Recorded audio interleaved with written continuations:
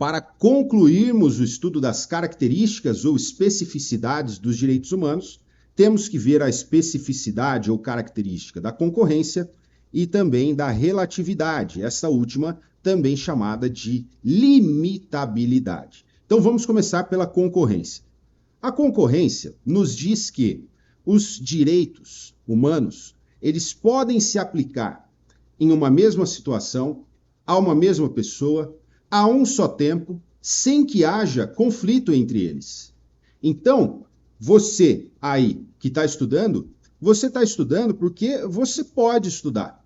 Você está estudando porque você tem a liberdade de estudar. E você tem aí o seu computador e que você usa para assistir às nossas aulas, ou seu tablet, ou seu celular, enfim, porque você tem o direito de propriedade. Então você compra alguma coisa, aquela coisa passa a ser sua. Você tem também aí resguardado o seu direito à vida. Se você estiver na sua casa, você tem o direito à moradia. E aí também é preservado o seu direito à privacidade. Então percebe que a um só tempo você está exercendo diversos direitos de que você é titular e eles incidem a um só tempo sem que haja um menor conflito entre eles, tá? E essa possibilidade de vários direitos incidirem a um só tempo sem que haja conflito entre eles é a concorrência. É a concorrência, tá? Só que os direitos, disse para você que eles podem incidir sem que haja conflito entre eles. Mas os direitos podem incidir havendo sim conflito entre eles, tá? Os direitos podem conflitar. É só você imaginar de um lado, por exemplo, o direito à liberdade religiosa e o direito à vida. No caso, pessoal, dos que são adeptos da religião Testemunhas de Jeová e que se recusam a receber transfusão de sangue. E aqui, pessoal, sempre que eu trato desse tema, não importa quantas vezes eu trate desse tema, eu sempre paro um pouquinho e falo: eu não sou testemunha de Jeová. Então, eu não estou, para me utilizar de uma expressão que tem sido bastante utilizada ultimamente, eu não estou em meu lugar de fala. Eu não falo por essas pessoas. Eu não falo como um representante da religião. Nada do que eu fale aqui tem por finalidade diminuir ou fazer juízo de valor negativo a respeito da religião, da sua doutrina e dos seus adeptos, tá? Tudo aqui é dito com o máximo respeito, tão somente para que a gente possa utilizar um caso extremo de conflito entre dois valores muito importantes para que isso aqui fique claro para você, tá? Então, eu estava falando, feita essa introdução e essa advertência, eu estava falando, é sim possível que os direitos conflitem. E eu trouxe como exemplo o direito à liberdade religiosa conflitando com o direito à vida, no caso de um indivíduo que, vamos supor que ele tenha sofrido um acidente de trânsito, um acidente automobilístico, e ele chega no hospital e o médico fala para ele: senhor, o senhor precisa receber transfusão de sangue, o senhor perdeu muito sangue em razão do acidente e o senhor precisa receber transfusão de sangue. E esse indivíduo então fala: eu não vou receber transfusão de sangue porque eu sou testemunha de Jeová, eu acredito na fé que eu professo e eu não vou receber porque a transfusão de sangue é um procedimento que viola a minha doutrina, viola aquilo que eu aceito como correto. Se eu receber essa transfusão de sangue, certamente eu terei prejuízos do ponto de vista espiritual, e aí justamente por não ser da religião, eu não saberia precisar para vocês quais são. Eu não sei se acredita-se em céu e inferno, mas seria, para quem acredita em céu e inferno, seria o equivalente: eu não vou receber transfusão de sangue, porque senão eu vou para o inferno. Algo nesse sentido, tá, pessoal? Então, eu tô falando isso para que fique evidente o drama em que essa pessoa se encontra. Porque olha só, se a pessoa fala: eu não vou receber transfusão de sangue, ela corre o risco de morrer.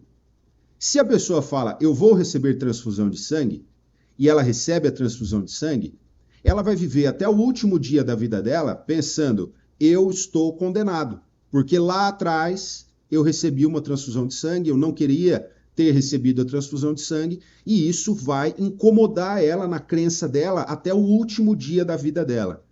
Eu posso falar, diante disso, fica fácil para a gente falar quando o drama não é com a gente, mas eu posso falar, diante disso, que a vida, ela necessariamente tem que prevalecer sobre o direito de liberdade religiosa? Não posso. Não posso dizer, em abstrato, que a vida é um direito mais importante do que o direito à liberdade religiosa. Não posso dizer isso. Não posso dizer da mesma forma que o direito à liberdade religiosa é abstratamente mais importante que o direito à vida. Sabe quando em que oportunidade que eu vou ver qual direito é mais importante que o outro? Só diante de um caso concreto. Só diante de uma determinada situação, uma situação concreta, uma situação prática, com todos os seus detalhes, com todas as suas peculiaridades. Diante de uma situação prática determinada, eu vou poder falar. Nesse caso, a vida é mais importante do que a liberdade religiosa. Ou, nesse caso, a liberdade religiosa deve prevalecer sobre a vida. E se for o caso de o indivíduo vir a falecer, então ele falecerá como decorrência do exercício de sua liberdade religiosa. Tá? Então, recentemente, o STF se debruçou sobre essa questão aqui, e a gente está falando disso porque eu estou explicando para vocês a questão da relatividade, tá? E eu prometo que tudo já vai fazer sentido. Então, recentemente, o STF se debruçou sobre essa questão, e o STF falou o seguinte, olha, ainda que seja o único meio de o indivíduo salvar a sua vida, se ele se recusar a receber uma transfusão de sangue em nome do exercício de seu direito à liberdade religiosa, então essa transfusão de sangue não será feita. Não será feita. Ah, mas o indivíduo vai morrer. Olha, não é que se aceita essa possibilidade. A gente vai lutar até o fim. É necessário que se empregue todos os meios que podem vir a ser utilizados para salvar a vida desse indivíduo. Não é que a gente vai escolher a liberdade religiosa e que se dane, com perdão da palavra, né? E que não importa mais o direito à vida. Não é isso. A gente vai proteger a liberdade religiosa, porque é o caso de se proteger a liberdade religiosa, e nós vamos adotar todas as medidas cabíveis para proteger também o direito à vida. Embora a transfusão de sangue fosse a medida mais efetiva, uma medida quase que 100% eficaz, eu sei, embora não seja da área da saúde, eu imagino que não existam medidas 100% eficazes para as coisas, enfim, não se possa falar dessa forma, tá? Mas então, o indivíduo, no exercício de seu direito à liberdade religiosa, ele pode vir, sim, a legitimamente se recusar a receber transfusão de sangue e, com isso, colocar a sua vida em risco.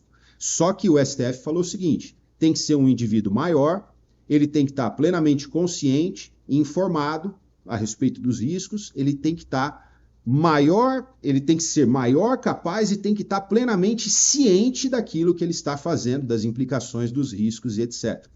Se for um indivíduo menor de idade, não vai poder optar pelo direito à liberdade religiosa. A vida dele vai ser protegida independentemente da vontade dele. Ah, mas é um menor de idade que ele é da religião e a mãe falou que não é para fazer a transfusão de sangue nele. A transfusão vai ser feita da mesma forma, tá? Ou é uma pessoa, ainda que seja uma pessoa maior e capaz, ela está temporariamente desacordada. Então, ela bateu o carro, ela começou a sangrar, ela chegou desacordada no hospital e foi feita a transfusão de sangue como forma de salvar a vida dela. Porque a única pessoa que pode ser consultada a respeito dessa escolha, que é uma escolha trágica, porque são duas coisas muito preciosas em jogo, A única coisa que pode, a única pessoa que pode fazer essa escolha é a pessoa a quem essa escolha diz respeito, tá bom? Então, com isso, a gente tem que não existe um elenco, não existe uma ordem abstratamente estabelecida, pré-estabelecida, com os valores de cada um dos seus direitos. Então, o direito humano à vida é muito importante, então ele é o primeiro, tá? Em seguida vem a liberdade, depois vem a igualdade. Não dá para falar isso não existe. Qual que é mais importante, a liberdade ou é a igualdade? A liberdade ou a igualdade? Enfim, não dá para você falar qual que é mais importante em abstrato, né? Então, os direitos, quando eles conflitam, nós temos que buscar a solução para esse conflito no caso concreto. E um determinado direito, por mais importante que ele seja, ele, em regra, pode ceder para que outro direito prevaleça naquele caso concreto. Então, quando eu falo que um determinado direito prevaleceu, o outro está esquecido? Prevaleceu a liberdade religiosa, dane-se se o cara morrer? É lógico que não. Um direito prevalece e o outro será, ainda assim, garantido na maior medida possível. Essa possibilidade de que os direitos eles cedam diante de outro direito e essa possibilidade de que um mesmo direito para um caso concreto ele tenha um valor e para outro caso concreto ele tenha outro valor, isso é a relatividade dos direitos humanos. Então, eu falo que os direitos humanos são relativos porque eu vou extrair, diante de um conflito entre direitos humanos, eu vou extrair o valor de cada um deles a depender do caso concreto. Então, o valor que eles têm é relativo àquela situação. Tá? São valores relativos, não são valores absolutos. Quando eu falo que os direitos humanos são relativos, isso quer dizer que diante de conflitos entre eles, em um caso concreto, eles terão os seus valores dados a partir desse caso concreto. E falar que os direitos humanos são relativos significa dizer que os direitos humanos não são absolutos. Direitos humanos absolutos seriam aqueles que prevaleceriam diante do conflito com outros direitos, independentemente de quais fossem esses outros direitos, tá? Então, um determinado, entre dois direitos humanos relativos, eles vão confrontar, um pode prevalecer, o outro não, em um outro caso, inverte, enfim. Um direito humano que se considere absoluto, ele nunca cederia. Ele sempre seria aquele que prevaleceria diante desse conflito, tá? E, pessoal, a regra geral é de que os direitos são, sim, relativos ou limitáveis. Então, eles são dotados de relatividade ou de limitabilidade. Mas, para sua prova, você vai lembrar que a doutrina, de forma geral, ensina, na verdade, considera que dois direitos são absolutos e que, portanto, não há como esses direitos cederem diante de qualquer conflito com qualquer outro direito.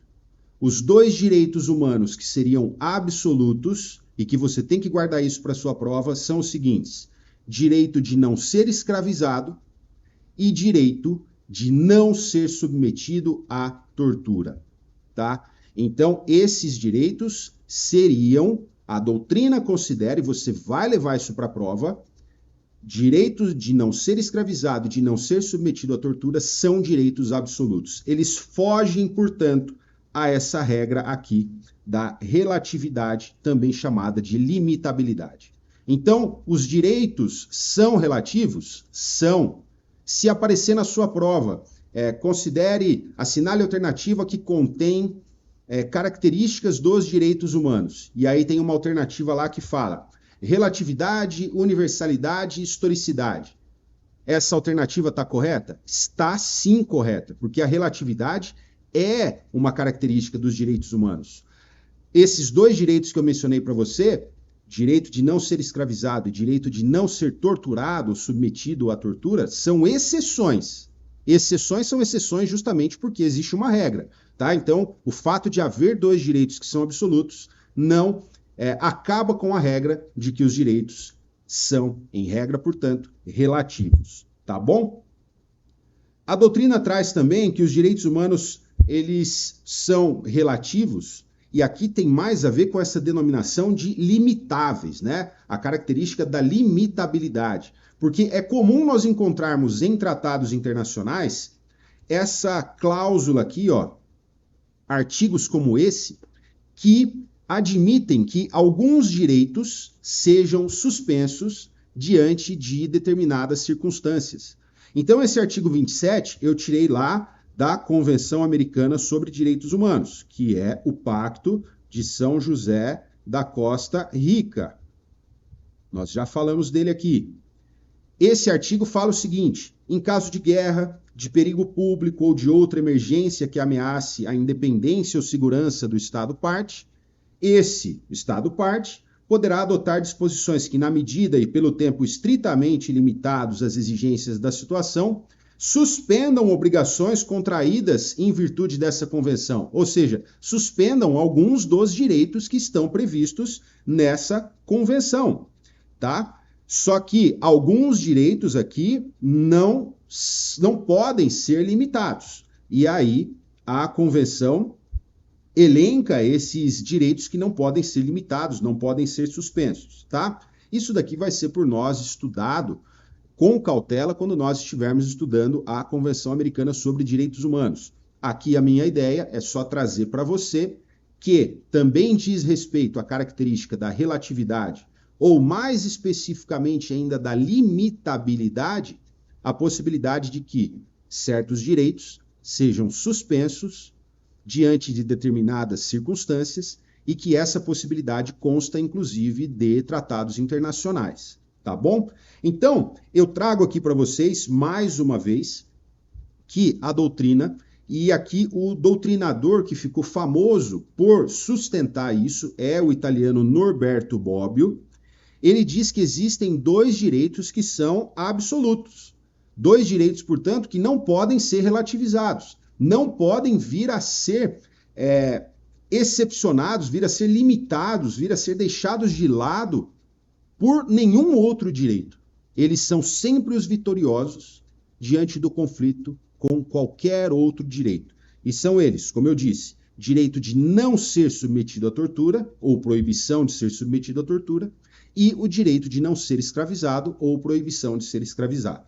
Tá? Isso daqui você precisa memorizar. E agora eu vou te trazer uma situação que, se você ainda não conhece, essa situação tem em si, tem intrínseca a si um dilema ético, que é o seguinte: tudo bem, eu já sei que dentre os direitos absolutos está o direito de não ser torturado e, portanto, você não pode fazer com que alguém seja torturado em qualquer situação. O direito de não ser torturado é absoluto. Nada justifica a tortura. Ponto. Nada justifica a tortura.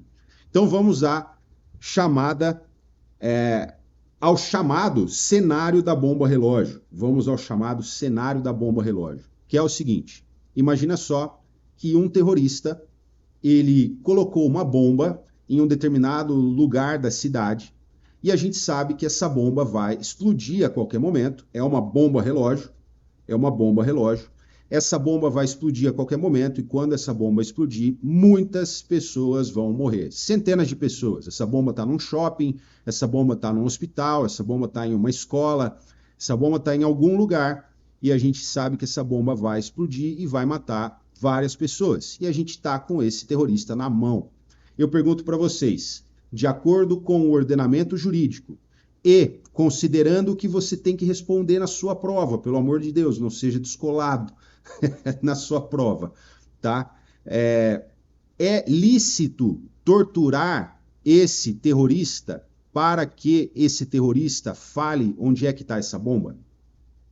E a resposta, eu sei que a resposta na cabeça de todo mundo é: tortura logo esse cara para ele falar logo, né? Esse cara é para manter a elegância. Tortura logo esse indivíduo para ele falar logo, pelo amor de Deus, vai matar um monte de crianças e etc e tal. É a vida de um contra a vida de vários e etc. E é justamente por isso que se considera a tortura um direito absoluto, tá? Então, diante de um cenário como esse, não está autorizada a tortura do terrorista. Ah, mas eu não concordo. Ah, mas se esse terrorista cai na minha mão. Ah, mas se isso. Ah, mas se aquilo. Então, essas opiniões todas aí que vêm de papo de boteco, você deixa para conversar quando tiver no boteco.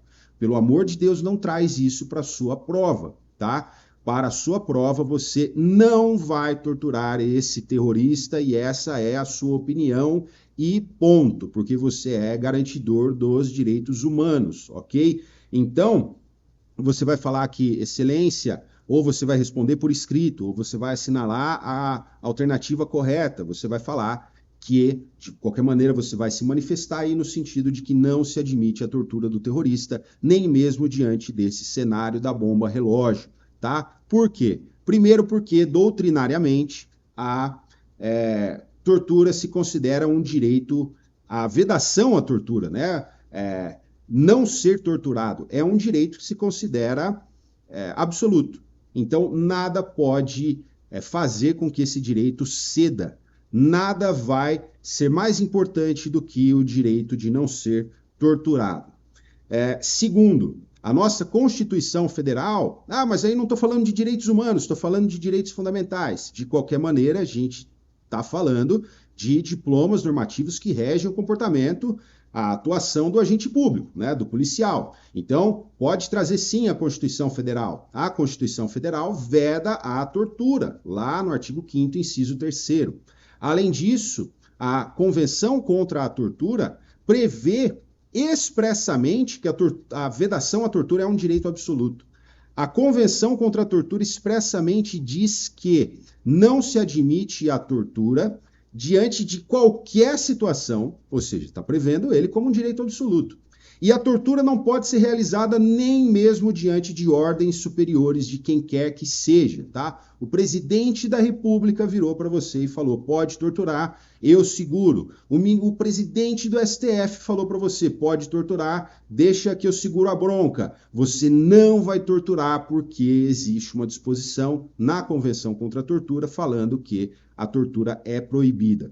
E existe ainda um quarto argumento, que é o seguinte, se você tortura para uma situação grave como essa, em breve você banalizou a tortura e está torturando para situações menos graves. Além disso, se fosse dado à polícia investigativa, a polícia encarregada para apuração de infrações penais, torturar para descobrir a verdade, então nós não precisaríamos de uma polícia voltada para a apuração de infrações penais. Bastava a gente torturar, voltávamos lá para a época da Inquisição, para a época do processo de fato inquisitivo lá da Idade Média e deixa o caos voltar a reinar e a gente não precisa de uma polícia que segue a Constituição, etc. e tal. Então, por vários motivos, por todos esses motivos aqui que eu apresentei, que você pode transmitir isso ao seu examinador em uma prova escrita, por exemplo, ou em uma prova oral, ou selecionar um desses motivos como sendo o fundamento para, no caso de uma questão objetiva, qualquer que seja o fundamento que você adote, você chega na mesma conclusão. Não se pode torturar, nem mesmo um terrorista para salvar vários. Ah, mas é a vida de um contra a vida de vários. Tudo bem, eu entendo isso, mas juridicamente o direito de não ser torturado ele é absoluto. Então ele não vai ceder nem mesmo em relação ao direito à vida de várias outras pessoas. Tá bom? Esse é o raciocínio que nós temos aqui, tá? Na próxima aula, pessoal, começaremos a classificação dos direitos humanos. Um abraço.